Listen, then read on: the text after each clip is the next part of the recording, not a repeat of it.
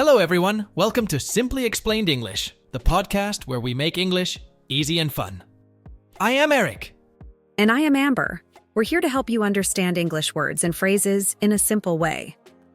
So, we will help you whether you want to learn English or just brush up on your skills. So, get ready to boost your English with us. Let's dive into today's topic. Okay, Eric, what are the words today? The first word today is essential. Then, we will continue with cozy and to disappoint. Then, to keep on. And the final one is a piece of cake. So, let's move on to our first word.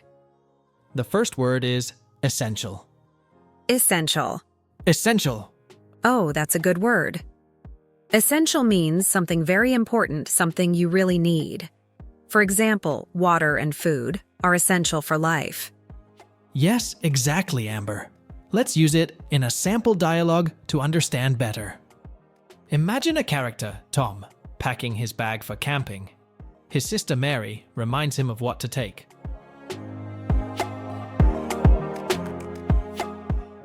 I've got my sleeping bag, tent, and flashlight. I think that's everything.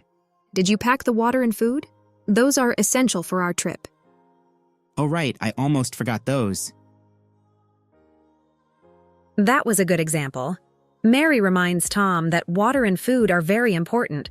They are essential for their camping trip. Exactly, Amber. Do you think everything can be essential? Not everything. Only very important things for a specific situation are essential. For example, for a camping trip, a TV is not essential, right? Right, Amber. We don't need a TV to survive in the forests. How about a phone? Is it essential? It can be. For safety, you can make a call for help if you need it. But for fun, maybe not so much. It's good to think about what is really essential when we plan something. Okay, any more questions, Amber? I think you explained it very well, Eric. Essential is a word we use for things that are very important, things we really need. Yes, and knowing what is essential is really important. It can help us prepare better for activities or understand what we really need in life. Thanks, Eric, for the explanation and the great example. I think our listeners can understand essential much better now. I hope so too, Amber. Well, let's move on to the next word.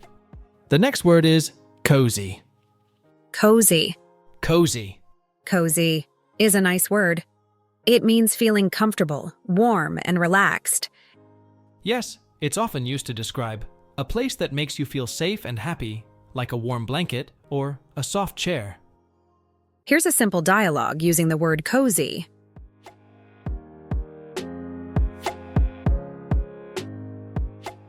I love your new apartment. It's so cozy. Thanks. I tried to make it feel comfortable and inviting. You did a great job. The soft lighting and warm colors make it feel so welcoming. I'm glad you like it. I wanted to make a cozy space where I could relax after a long day.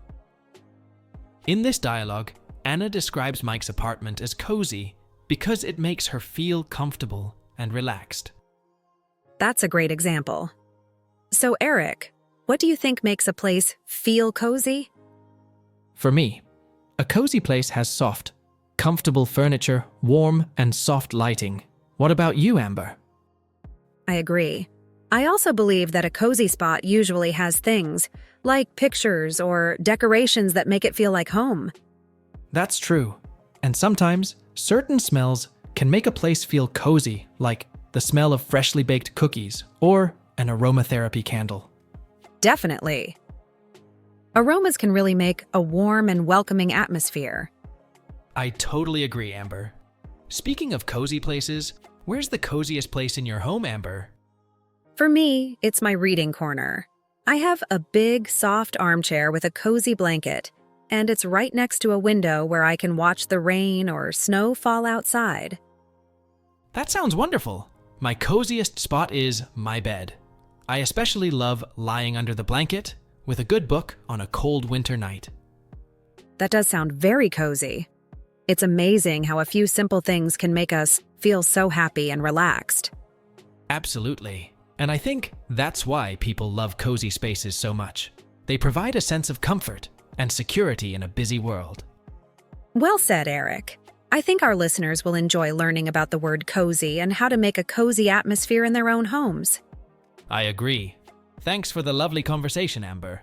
Thank you, Eric. And remember, everyone, with a few easy changes, you can turn any room into a cozy one.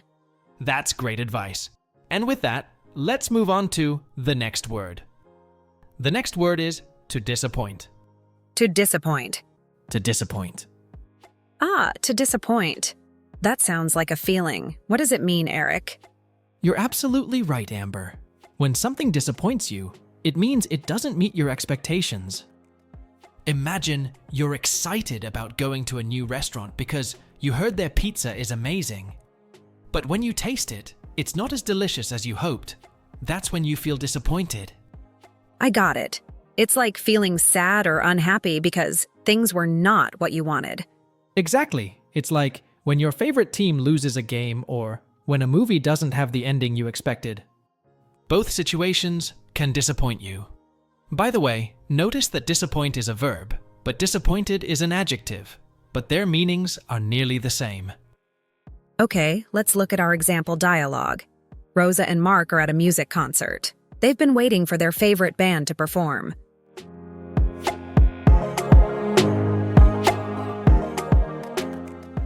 Mark, I can't wait for the band to start. I've been looking forward to this concert all week. I hope they will not disappoint us. I think so, Rosa. But wait, why are they playing slow songs? I thought they would play the rock. Oh, it's disappointing. I expected high-energy music, but this feels like a bedtime song. Yeah, it disappointed me too. Maybe the music will speed up later. The concert disappointed Rosa and Mark because the music was not like what they expected. So, Eric, what other situations can disappoint us? Well, when a friend cancels plans at the last minute, or when you study hard for a test and still get a low grade, those moments can disappoint you. But remember, it's okay to feel that way sometimes. We all do. All right. Now, let me ask you, Eric, what has disappointed you recently? Well, I was disappointed when my favorite restaurant closed down. I liked their food and atmosphere. Oh, that's too bad. It is always sad when something we love ends. By the way, Eric, can we also use this for our own expectations? Absolutely. For instance, if I set a goal to read a book every month, and if I read only one book in the whole year, I would say it disappointed me. I see. Thanks for explaining that, Eric.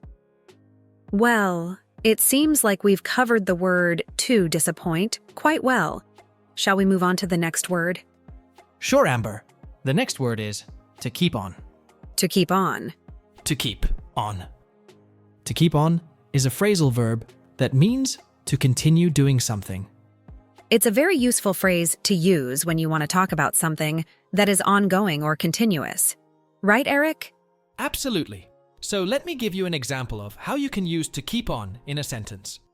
Okay, I'm ready. Let's say the baby keeps crying. What does it mean? Okay, I understand. To keep on in this sentence means that the baby is still crying and will not stop anytime soon. Exactly. Now, another one. If I say, I'm going to keep on studying for my exam, what does that mean? It means that you're going to continue studying for your exam and you don't plan on stopping anytime soon. Right? And if I say, she keeps on singing, what does that mean, Amber? It means that she continues to sing and doesn't plan on stopping. Great. Let's use it in a dialogue to understand it better. Imagine two friends, Lily and Tom, are practicing for a music competition.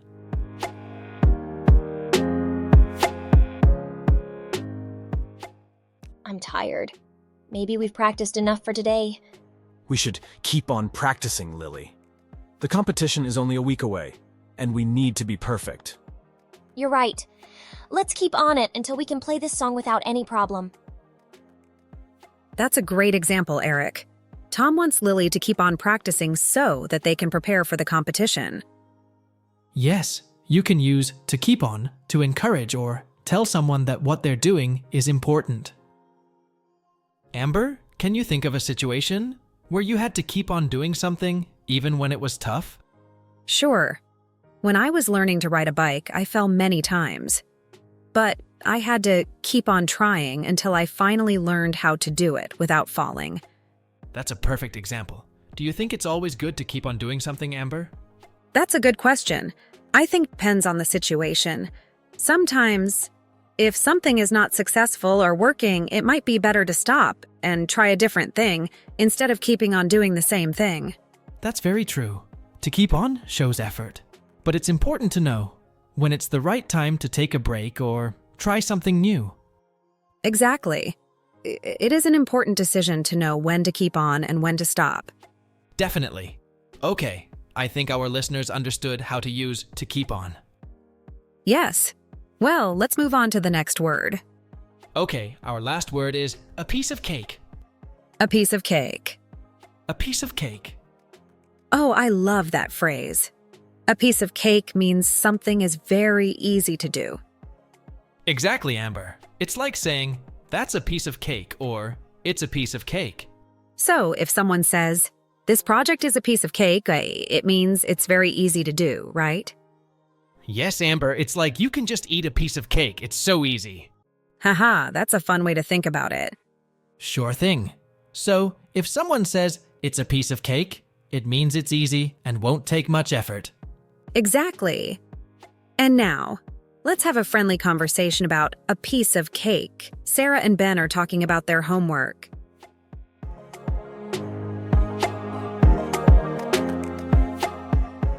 I'm worried about this math homework. It looks hard. Don't worry. I looked at the problems. It's a piece of cake. I can help you. Oh, that would be great. It's always easier when you explain it. That was a good example, Eric. Ben is confident that the math homework is very easy, so he explains it as a piece of cake. Absolutely. It's a way to make her feel that the homework isn't very difficult. Amber, have you ever had a moment when something you thought was very hard, but then you understood it was a piece of cake? Yes, the first time I tried to bake bread, I thought it was really tough, but it was actually a piece of cake. How about you, Eric? For me, it was learning to swim. I was scared at first, but once I started to learn it, I realized it was a piece of cake. I hope our listeners think our explanations are a piece of cake. I hope so, Amber. Well, that brings us to the end of today's episode. We hope you found our conversations helpful and that learning these words was, well, a piece of cake. Thanks for tuning into our podcast.